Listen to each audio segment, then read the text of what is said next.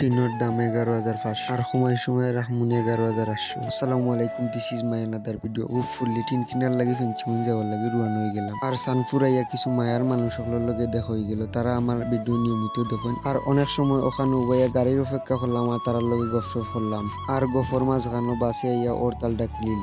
এখন কইতা পারেন বাস আইয়া উবাইলতে ওরতাল ডাকলো কিলা। তারা সিলের যাইতা আর আমি ফেঞ্চিগঞ্জ যাইতাম। বাস যদি আইতো নাতে আরো কত সময় গপ করতাম পারতাম। এর লাগি কইলাম ওরতাল ডাকছে। আর আমরা সানপুর ব্রিজ থেকে সিএনজি দুটিয়া ফেঞ্চিগঞ্জ বাজারও আইলাম। আর ফেঞ্চিগঞ্জ কর লাগে আইলাম আপনারা ফুল ভিডিও দেখলে বুঝতে পারবা। কারণ এখন বৈশাখ মাস, কোন সময় খেতে হইব খোয়া যাইতো না। তো আমরা ঘরের টিন কিছুটা আসলে দুর্বল। আর টিন কিনার লাগে মূলত আমি আর আমার আব্বা ফেঞ্চিগঞ্জ আইলাম। আর একটা দোকান যাচাই বাছাই করিয়া ও দোকানও হামাই গেলাম। আর আব্বা টিন দেখরা আর আমি টিনের দাম জিকাই। আর ও টিনের বান হইল 11,500। আর ও আল্লাহর লিয়ে কইরা সময়ে রাখমুনি 11,800। ও তাই নামটার লাগে সময়ে রাখছেন 300 টাকা বলা।